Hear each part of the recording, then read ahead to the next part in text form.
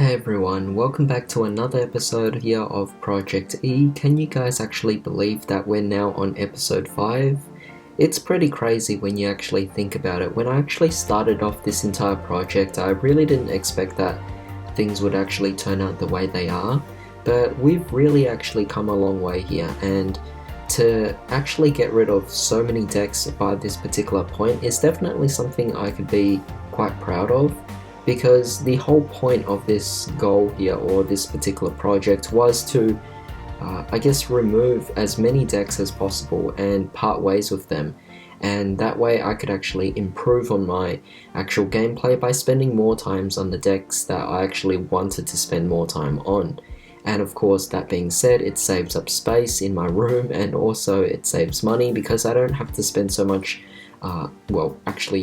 getting all the new updates to the cards to actually constantly update all my decks.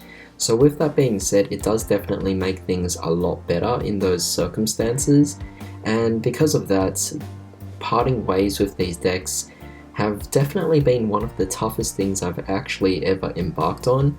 But you know what, it's really for a certain purpose here, and with that being said, today's episode we will be getting rid of quite a few more decks here. I have actually really enjoyed a lot of these decks that I'm about to get, the decks that I'm actually going to mention in this particular episode, but these particular decks that I'm going to mention here are definitely more of an attachment to me, because it's something that, they're decks that I've actually really wanted to build compared to the other decks that I've actually mentioned in previous episodes, but in this one, it's definitely a toughie. It was really tricky to actually part ways with these ones, because I actually really had considerations to actually further continue these builds, or if anything, even build these decks at all, So with that being said, let's go over all of them. So the first deck we're getting rid of here is Water Dragon. So Water Dragon is basically a deck that was based on the GX era, so this was actually played by Bastion Misawa, where he essentially had the Carbonettons, he had the Oxygeddons, and he basically was just focusing on going for the Water Dragon, which is definitely really nice. The Bonding H2O was definitely a really good addition for the deck when it came out back in Legendary Duelist Season 1 or 2. So very old that this actually was out, and during that time I actually got a bunch of bulk cards off my friends who actually just accumulated these commons that they weren't actually planning on building the deck, so they just gave it to me. But the issue was I still had to get a lot of the other cards, like the super rares or the ultra rares and everything like that, and because of that it was definitely more of a challenge. I have played this deck before online before, so it doesn't mean that I haven't actually attempted to play this deck. I have tested it out, I've tried things out, and I was seriously considering just finishing off the deck, but realizing that I had so many decks left over and I still had to part ways with so many of them, and this was one of the decks that just had the unfortunate decision to go. So it's sad to see that this was actually going, despite the fact that I hadn't actually built a real life deck yet, and it was just a bunch of commons that I had to get rid of. But the deck itself was definitely quite fun while I tested it out online for a year or two. But moving on here, we also have another deck that actually came out in the Legendary Duelist sets, and this came out back in Immortal Destiny. You guys might be able to guess it. It's Earthbound Immortals. So Earthbound Immortals was a deck that I really wanted to build, and again, by buying some few packs of them and also receiving some commons or bulk from my friends, I was able to get some rares and commons to somewhat start myself off with an Earthbound Immortal deck, but because of certain ultras and other cards as well, like the Sun Dragons and the Ascadia cards, they definitely did make things quite a bit of a challenge. And while I did test them out on yugioh Pro, back when it still existed of course, it was definitely something that I knew I wouldn't keep for a long time. In fact, I knew that it would actually appear on Project E back when I initiated Project E, so I just didn't think that it would actually last this long, if anything. It might have actually been in the previous episode, but I think it might have just crossed my mind. But with that being said, it's one of the decks that I really wanted to build because it was kind of reminiscent to the Egyptian God cards or the Sacred Beasts, which I have intentions to keep those decks, or at least start building the Egyptian God deck. But with that being said, for the 5Ds era, I thought about the Earthbound Immortals, but when I actually had to put my mind to it, I realized that it just wasn't a deck that I wanted to keep on playing, so with that being said, it's going to have to go as well. Moving on here, we have the Shark deck, or basically like a fish deck. It's essentially a deck that I tried to build ever since the Xyz era. So basically when Yu-Gi-Oh! Zexal was actually airing for the very first time, I was already a really big fan of Shark, the particular character, and I really wanted to build his deck. The unfortunate thing was his deck never got good ever. Even support until now, it was just never great at all. I got the original Big Jaws as well, and it's sad to see that, I just had to get rid of all of these commons, or at least all of this bulk of fish cards and shark cards, which I just couldn't make into a right deck. I mean, as best as I could, it was just not a deck that really lived up. Even in a casual standpoint, even to play for fun, it just couldn't hold itself up against a lot of other decks out there.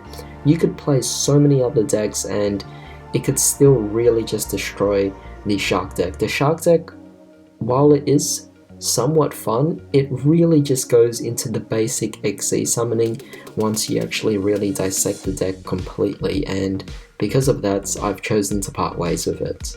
Moving on here, we have the Monarchs. Now the Monarchs are a really interesting deck because I was actually thinking about buying the structure decks from one of my local game shops because it was actually displayed there, and I seriously considered it for a long time to buy it, but since then that local game shop actually closed down, so there's now a different location I have to go to, which is way further away, and since then I haven't actually been there, so I don't even know if they still have the structure decks, though it is the same store, if you know what I mean. It's the same store but in different locations.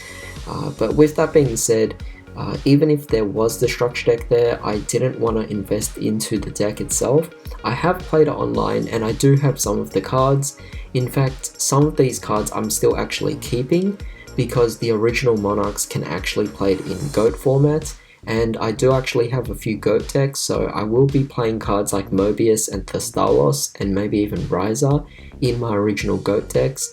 However, with that being said, a lot of the other cards that were more so in the structure deck I never actually had to begin with, but even though I played the deck before online and tested it out, and even though I've actually considered building it in real life, I unfortunately am choosing to halt myself or completely stop myself from actually going into Monarchs fully, because it's just one of those decks that never really fully took off for me, and it doesn't drive as much of an attachment as the other decks that I've already owned.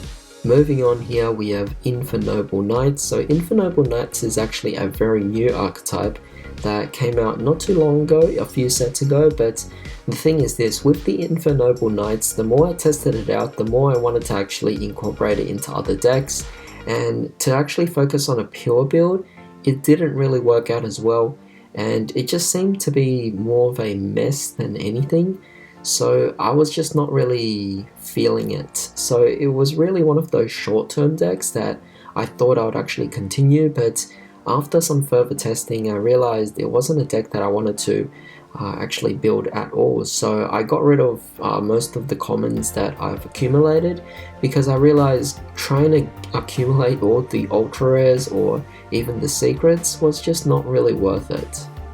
However, with that being said, let's go back to a more older deck. We have Raid Raptors. Raid Raptors was actually a deck I built a long time ago, and then I suddenly just dismantled it. Actually, when they came out back in Wing Raiders, that was when I think I built it for the first time, and I actually had a full deck at the time. It was really good as well, but I decided to get rid of it. And yes, this was back when Tribute Lanius was only, I think, $5 at the time. It was really cheap.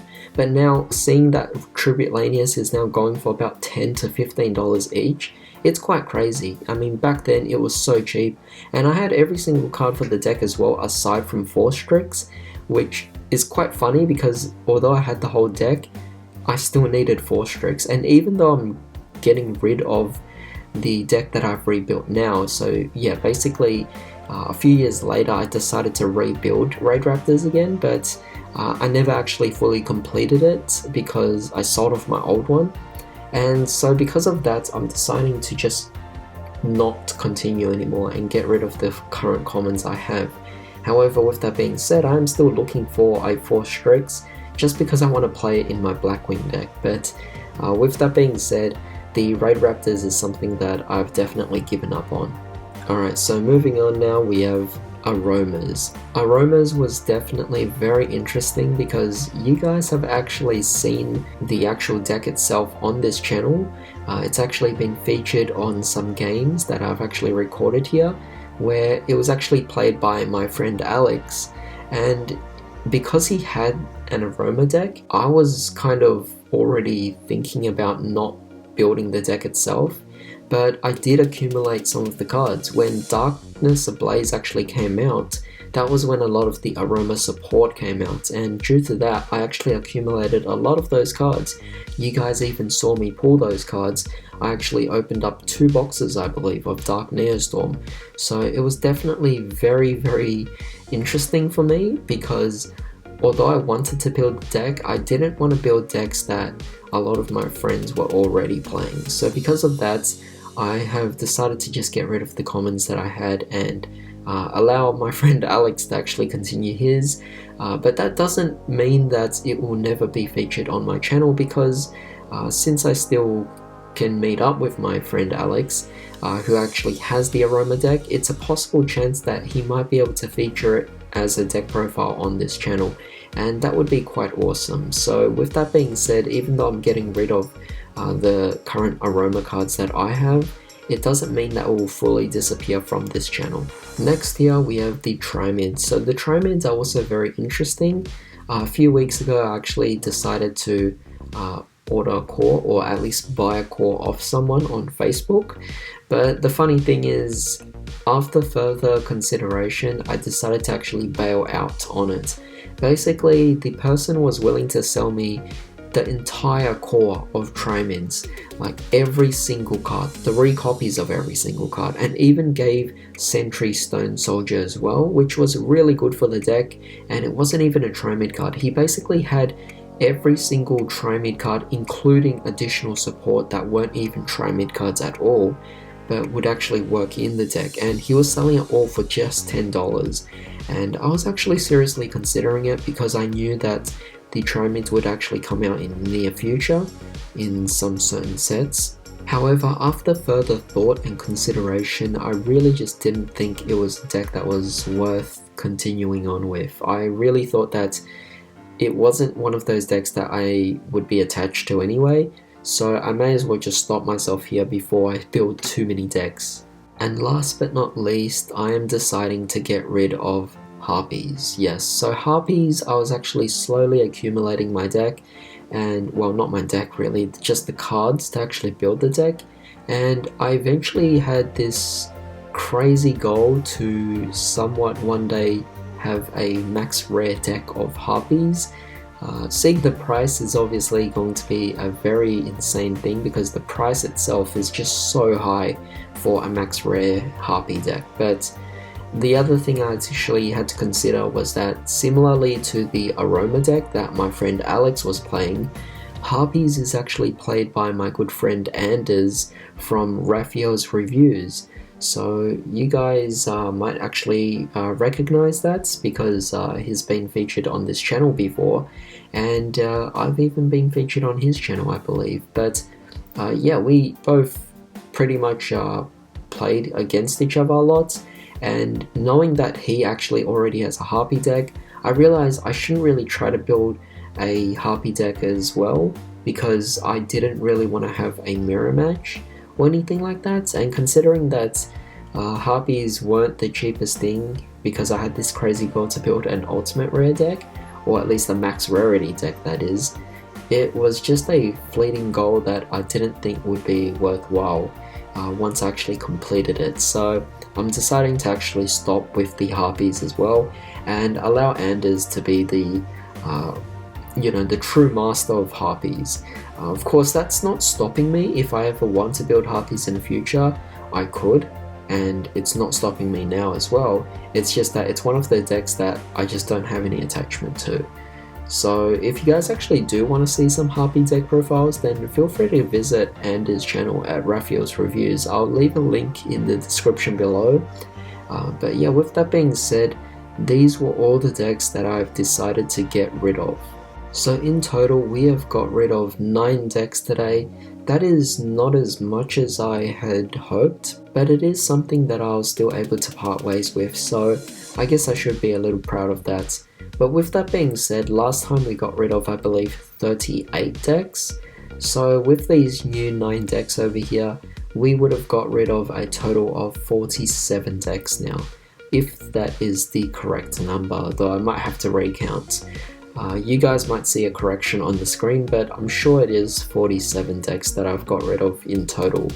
So that is definitely a lot of decks. My original goal was to get rid of at least 70 decks by the end of the series, and considering that we're only on episode 5 and we've already got rid of 47 decks in total, I'm definitely really happy, because it just means that we need to get rid of only 27 more decks and then we'll reach our goal.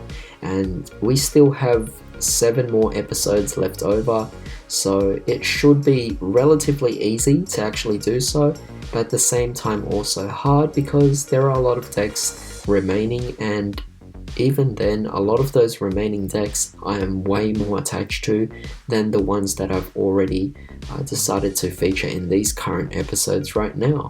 However, I don't want to drag this video for too long, so definitely leave me your thoughts as to what you thought about my choices to part ways with. But with that being said, if you enjoyed this video, definitely drop a like, share, comment, subscribe, hit that bell notification, it really helps. I hope you all have a fantastic day. I'll see you all next time.